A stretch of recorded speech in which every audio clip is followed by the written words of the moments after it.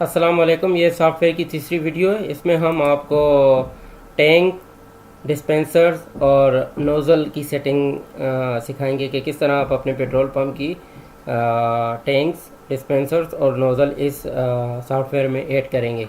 तो सबसे पहले हम यहाँ आते हैं सेटिंग में आएंगे टैंक्स को सेलेक्ट करेंगे।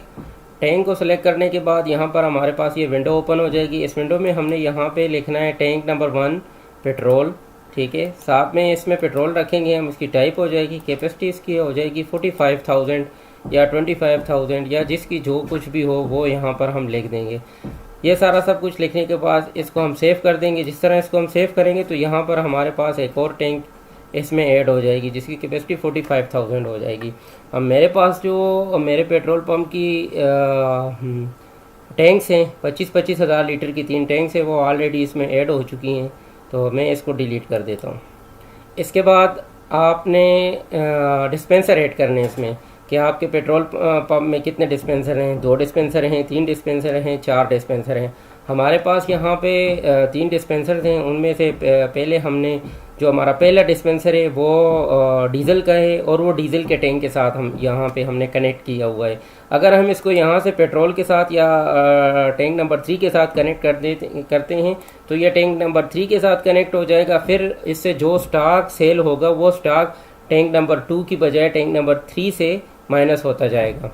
तो ये इस तरह इसमें डिस्पेंसर की सेटिंग करनी है। फिर इसके बाद नोज़ल की सेटिंग करनी है।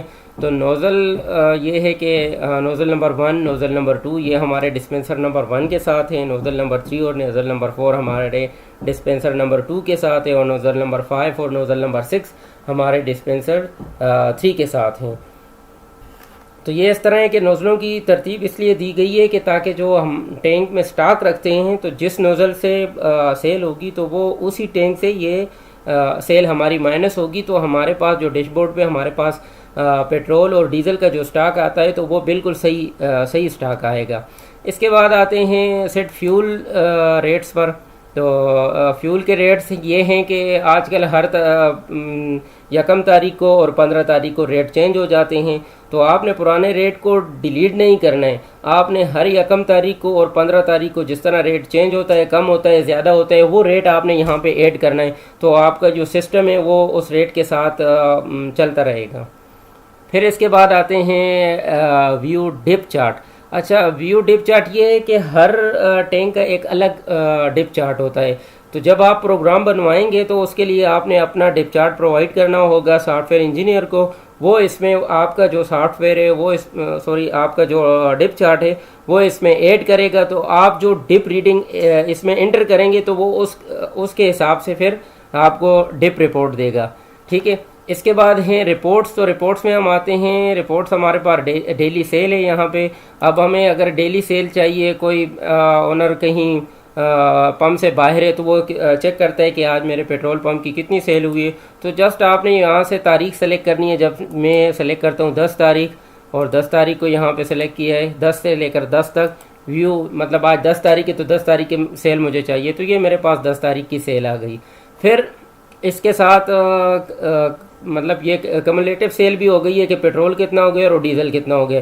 कम्युलेटिव सेल ये है कि ये हमें मंथली सेल देगा, मंथली सेल लीटर्स में देगा। तो हम ये चेक करते हैं कि हमारे पेट्रोल पंप में 1 दिसंबर से लेकर 31 दिसंबर तक कितना पेट्रोल और कितना डीजल सेल हुआ है। तो वो हमने यहाँ पर इस तरह डेट दे देनी है और यहाँ पे व्यू रिपोर्ट लिखना है। तो रिपोर्ट हमारे पास आ जाएगी कि हमने 1 दिसंबर से लेकर 31 दिसंबर तक 20,660 लीटर डीजल सेल किया है और 44,003 लीटर पेट्रोल सेल किया है। ये हमारे पास पूरे महीने की, आपको 10 दिन की चाहिए, 5 दिन की चाहिए, जो भी चाहिए वो इस तरह आ जाएगी। इसके बाद आते हैं जी एक्सपेंसेस रिपोर्ट। एक्सपेंसेस रिपोर्ट ये है कि अब आपको पता नहीं है कि आपके मैनेजर ने एक्सपेंसेस में क्या क्या डाला है। तो आप जहाँ पे भी बैठे हों, आप बिलफरज नवंबर की मैं आपको नवंबर की एक्सपेंसेस रिपोर्ट दिखाता हूँ। 1 नवंबर से लेके ये 30 नवंबर तक ये आ जाते हैं। तो ये व्यू रिपोर्ट लेते हैं हम। इसमें हमारे पास ये देखें, ये हमारे जो डेली जितने ही भी एक्सपेंसेस होते हैं वो शिफ्ट में डाले जाते हैं। तो शिफ्ट में जिस तरह डालते हैं तो ये इस जगह पे सारा सब कुछ आ जाता है। ये उसकी पूरी रिपोर्ट है। अब देखिए 1 नवंबर को कुछ पता नहीं क्या लिखा हुआ है, अच्छा लेबर का जो खाना है, जो हमारे लेबर्स हैं उनको 550 का लेकर आए। अच्छा फिर 120 का मिल्क लेकर आए, फिर मिल्क लेकर आए 1020 का, फिर डिस्काउंट किसी को दिया है, ये वहाँ पे डिस्काउंट हमने एक्सपेंसेस में डाल दिए। ठीक है, तो ये इलेक्ट्रिसिटी बिल हो गई है 26,565 के, कैश में कुछ लगे होंगे तो ये 42,767 रुपये ये टोटल हमारे जो एक्सपेंसेस हो गए। इसके बाद आते हैं, अब ये आपको ये साफ जाहिर करेगा कि आपके कोई मैनेजर ने कोई गलत एंट्री तो इसमें नहीं की है, कोई गलत चीज़ तो नहीं मंगवाई है, तो वो आपको यहाँ इसमें पता चल सकेगा। ठीक है, अब यहाँ पे फिर हम आते हैं होम पेज पे जाते हैं। होम पेज के साथ जाएंगे तो यहाँ पे आगे हमारे पास कौन सी, अच्छा परचेज़ रिपोर्ट है। हमने परचेज़ क्या किया है, आप परचेज़ भी देख सकते हैं कि कौन सी तारीख, ये सारी परचेज़ रिपोर्ट है, कौन सी तारीख पे क्या क्या आपने परचेज़ किया है। ठीक है, इसके बाद आ गए हमारे पास अकाउंट रिपोर्ट।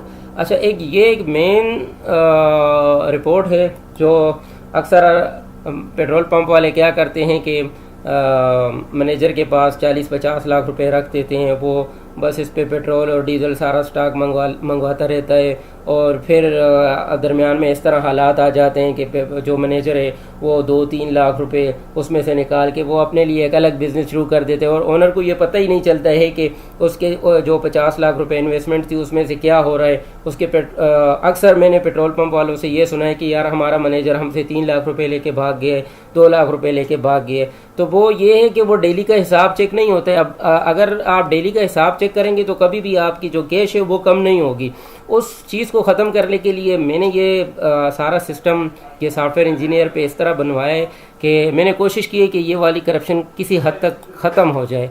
तो अच्छा, तो इस मकसद के लिए मैंने यहाँ पे ये एक अकाउंट लेजर बनाया है। तो मैंने कोशिश की है कि वो सारी डिटेल मुझे डे बाय डे का सब कुछ मेरे सामने आता रहे। तो वो रिपोर्ट मैं आपको दिखाता हूँ 1 दिसंबर से, क्योंकि जनवरी की इसलिए नहीं दिखा सकता क्योंकि वहाँ पे थोड़ी एंट्रीज कम है ना, तो इस वजह से। तो यहाँ पे हम आते हैं 31 दिसंबर, तो व्यू रिपोर्ट लेते हैं तो ये यहाँ पर आ जाएगा। अच्छा मैं आपको ये बताता चलूँगा, मेरा पेट्रोल पंप ये जो पेट्रोल पंप है 53 लाख के ऊपर चल रहा है।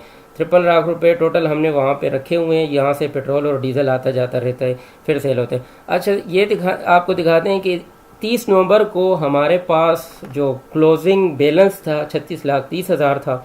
फिर 1 दिसंबर को हमारी सेल हुई है 2,69,842 रुपये। तो ये इसके साथ यहाँ पे आके प्लस हो गए। अब फिर 2 तारीख को हमारे पास 2,88,000 की सेल हुई है, फिर इसके साथ ये प्लस हो गए तो 41,88,082 रुपये बन गए।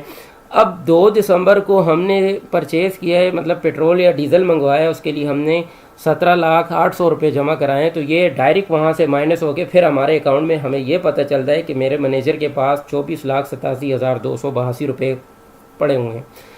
ठीक है, फिर इस तरह सेल होती रहती है 8 तारीख तक, ये सारा सब कुछ इसके साथ जमा होता रहता है। फिर 8 तारीख को हम परचेज़ करते हैं, पेट्रोल और डीजल मंगवाते हैं, ये यहाँ तक आ जाते हैं। इसी तरह ये डिटेल चलती रहती है। जो यहाँ से ये देखें, इसमें से क्रेडिट सेल भी माइनस हो जाती है, एक्सपेंसेस भी माइनस हो जाते हैं और रिकवरी इसमें प्लस हो जाती है। अब यहाँ पे जब एंड ऑफ द मंथ आता है तो मंथ के आखिर में 31 तारीख को जो हमारे स्टाफ की सैलरीज बन जाती है वो भी यहाँ से कट जाती हैं। ठीक है, तो वे हमारे पास ये है कि 50,69,668, 51,33,700 कैश इन हैंड थी, 64,000 इसमें से हमने एम्प्लॉइज़ को सैलरीज मेरे मैनेजर ने दे दी थी। पीछे यहाँ ये वाला हिसाब रह गया। अब परचेज़ दोबारा हमने यहाँ पे 15 लाख की कर ली है, पेट्रोल डीजल मंगवा लिया, तो इस पर हमारे पास पीछे रहे 35,63,168। ये हमारे पास कैश इन हैंड हैं, और 11,57,667 ये जो हमारे जो उधार पे लेके गए हुए ये उन लोगों के पास हैं।